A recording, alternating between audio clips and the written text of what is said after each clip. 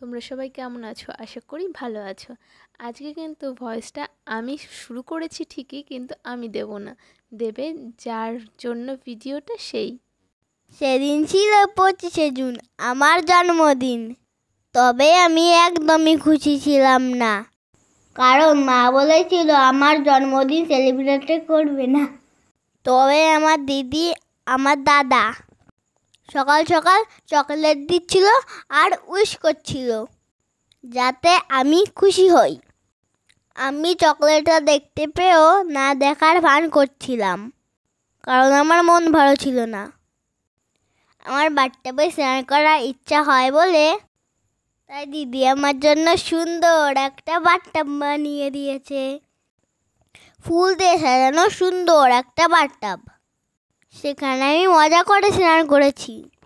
এখন আমি এত খুশি কেন জানো? কারণ আমার কষ্ট হচ্ছে দেখে মা বলল ঠিক আছে, ছোট্ট করে একটু সেলিব্রেট করব। আর আমি তাতেই খুশি। নাই মামার থেকে কানা মামা অনেক ভালো। দিদি ভেবেছিল আমাকে অন্যরকমভাবে বার্থডে সারপ্রাইজ দেবে।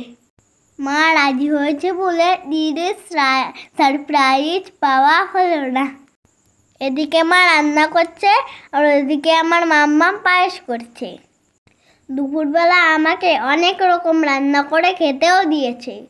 আর এগুলো কিন্তু ছিল আমার মিষ্টি দিদির আইডিয়া। আমার সঙ্গে আমার কিছু বন্ধুও ছিল।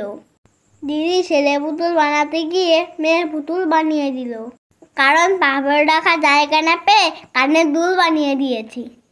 আমার খুব মজা লাগছিল, কারণ আমার এই ছোট্ট জন্মদিনটা আমার কাছে খুব বড় বড়ই লাগছিল। এবার আমার খাবারে কি কি ছিল তোমাদের বলি। ভাত, আলু ভাজা, বেগুন ভাজা, পটল ভাজা, পাঁপড় ভাজা। সঙ্গে ছিল লেবু, মাছের মাথা দিয়ে মুগ ডাল, পটল চিংড়ি আর মাছের মাথা, মাংস, পায়েস, কাঁঠাল, আম। তবে কাঁঠাল কিন্তু আমি একদমই পছন্দ করি না। এই সময় কিন্তু আমার দাঁত ছিল, এখন আমার দুটো দাঁত নেই, তাই কথা বলতে আমার একটু অসুবিধা হচ্ছে। তোমরা প্লিজ ভালোবাসা মানিয়ে নিও। এখন সন্ধ্যা হয়ে গেছে আর বাড়ির উঠোনে বসে সবাই বেলুন ফুলাচ্ছে। আর এদিকে দেখো, আমি আর আমার জেঠু পাম্পার দিয়ে বেলুন ফুলাচ্ছি। জেঠু বেলুন ধরে আছে আর আমি পাম্পার চিপছি। আর গবলুরা তাকিয়ে তাকিয়ে দেখছে। জেঠু কিন্তু আমার বন্ধুর মতো, আমরা একসাথে খেলি, মজা করি, গল্প করি। জেঠুকে আমি অনেক ভালোবাসি আর জেঠুও আমাকে অনেক ভালোবাসে। আর আমার জেঠু কিন্তু আমার জ্যাঠা আব্বা বলে ডাকে। বাবা, সেই দিন যা গরম ছিল, আমি তো বেলুন ফুলাতে ফুলাতে ঘেমে নিয়ে অস্থির।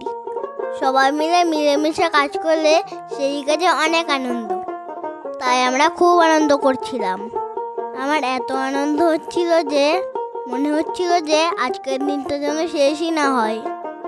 আর এইদিকে দেখো, আমার দাদা বেলুনের মধ্যে জল ভরে দুষ্টুমি করছে। কাল ভয় দিতে দিতে আমার এত ঘুম পেয়েছিল যে আমি ঘুমিয়ে পড়েছিলাম। আজ সকালে আবার ভয় দিচ্ছি, তাই আমার সুরটা এমন রাখছে। তোমরা আবার ভেবো না জানো এটা অন্য কারোর আওয়াজ।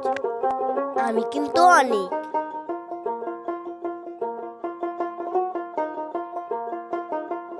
এখন আমাকে কাজে হেল্প করছে আমার বন্ধু অনুরাগ। আমার কয়েকটা বন্ধু বাদে প্রায় সবাই চলে এসেছিল।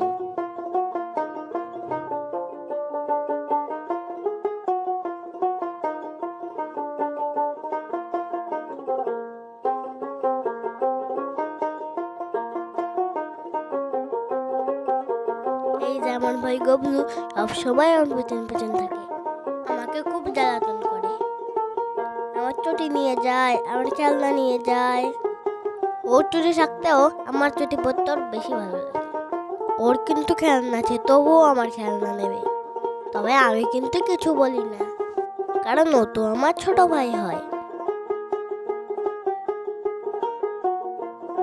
আর এই দেখো, এখানে তো আমি খুশিতে নাচ করতে শুরু করে দিয়েছি।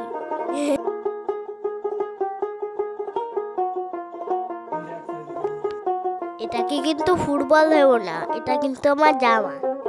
কেক কাটার জন্য আমি রেডি হয়ে নিয়েছি। গরমে ঘেমে আর মুখের অবস্থা দেখো। আমি তো কেক কাটার জন্য প্রস্তুত। আর এদিকে তো আমার দাদার সাজানোই হচ্ছিল না। এর আগের বছরের জন্মদিনটা কিন্তু আমার অনেক বড় করেই হয়েছিল। অনেক লোকজন এসেছিল, বক্স বেজেছিল, খুব মজা করেছিলাম। এবার মা বলেছে টাকা নেই, তাই ছোট্ট করে হচ্ছে। কেক কাটার জায়গাটা সুন্দর করে সাজানো হয়ে গেল। সাজানোটা কেমন লাগছে বলো? আমার কাছে তো বেশ ভালোই লাগছে। এদিকে দিদি আমার কেক নিয়ে চলে এসেছে। আমি বাবাকে বলেছিলাম আমার বাটারস্কচ পছন্দ, তাই বাবা আমার জন্য বাটারস্কচ ফ্লেভার কেক এনেছে। এত মোমবাতি এনেছিল, কোথায় দেবো বুঝতেই পারছিলাম না। ম্যাজিক মোমবাতি, ফায়ার মোমবাতি আর 7 লেখা মোমবাতি। এত মোমবাতি কি একটা কেকে ধরে? এখন আমি সব বন্ধুদের আমার কাছে ডাকছিলাম, আর দিদি মোমবাতিগুলো জ্বালিয়ে দিচ্ছিল।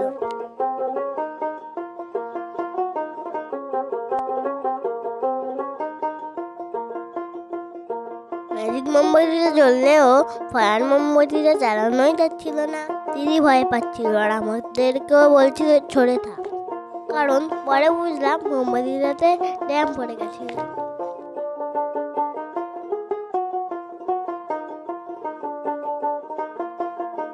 দেখো দিদি আমাকে কিভাবে টেনে আনছে আর বলছে যে এবার নে মোমবাতিতে ফু দে। আর আমিও বলার সঙ্গে সঙ্গে দিয়ে দিলাম ফু। ম্যাজিক মোমবাতি তো তাই নিমছিল না, তাই আমরা সবাই মিলে ফু দিচ্ছিলাম। এখনো ফায়ার মোমবাতিটা জ্বালানোর বিড়িধার চেষ্টা হচ্ছে।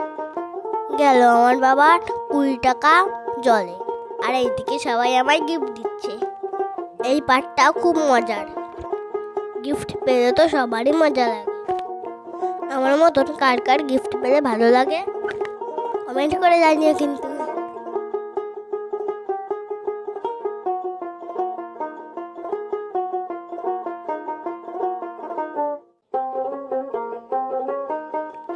এখন সবাই হ্যাপি বার্থডে বলো, কারণ আমি কেক কাটছি এখন।